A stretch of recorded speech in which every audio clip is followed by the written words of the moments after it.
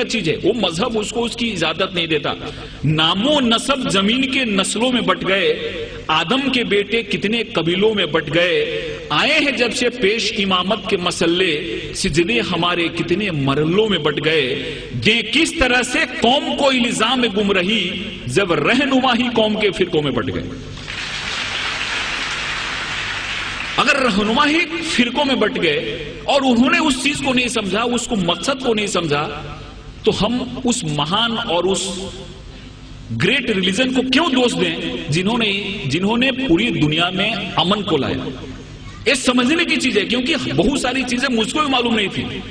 میرے بھی من میں بہت سارے مس انڈرسٹینڈنگ تھے. جب میں نے اسلام کو پڑھا اور اسلام جاننے والوں سے چرچا کی تو میرے من میں بہت سارے جو مس انڈرسٹینڈنگ تھے وہ مس انڈرسٹینڈنگ دور ہو گئے.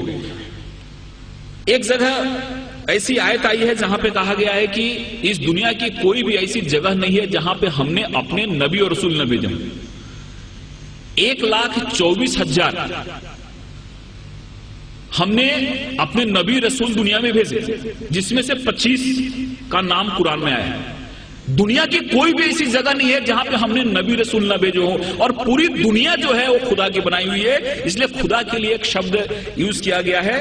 گاڈ جو ہے، خدا جو ہے وہ رب العالمین ہے، اور پروفٹ محمد جو ہیں وہ رحمت العالمین ہے. خدا ہر ایک کے لیے.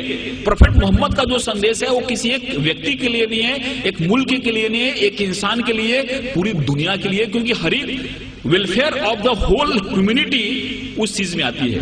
اس لیے اس چیز کو جب ہم سمجھتے ہیں، اس چیز کو ہم اپنے ذہن میں لاتے ہیں، تو ہم کو ایسا لگتا ہے کہ اسلام جو ہے، اسلام کا جو مین، جس کو ہم گابھا مراٹھیوں بولیں، ایسنس بولیں، ہندی میں سار بولیں، وہ ہے کہ انسان ایک کیسے بہتر زندگی جی سکتا ہے اور خدا کے کیسے قریب جا سکتا ہے.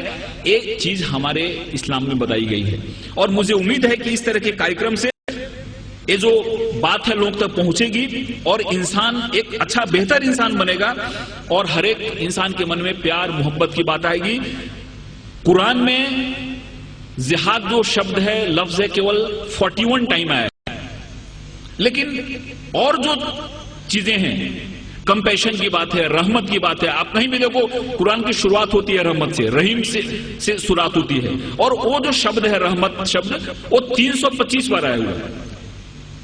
رحمت شبد جو ہے، کمپیشن شبد جو ہے، وہ 325 بار آیا ہوا ہے، اور جہاد شبد جو ہے وہ 41 ٹائم آیا ہے، اور وہ بھی جنگ کے ارتھ میں نہیں آیا ہے. جہاد ایک ایفرٹس کے روپ میں آیا ہے، ایک کوشش کے روپ میں آیا ہے. اور اس میں بھی ایسا کہا گیا ہے کہ جہاد اکبر اور جہاد اصغر.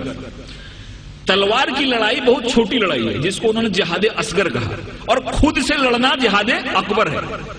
سب سے بڑی لڑائی ہے خود سے لڑنا. ہمارے اندر جو وکار ہیں، ہمارے اندر جو دوش ہیں، ہمارے اندر جو خامیاں ہیں، ان خامیوں سے لڑنا سب سے بڑی لڑائی جس کو جہاد اکبر کہا. اور تلوار کی لڑائی چھوٹی لڑائی ہے، اس لڑائی کو بہت زیادہ ترجیح نہیں دی، وہ جہاد اصغر ہے.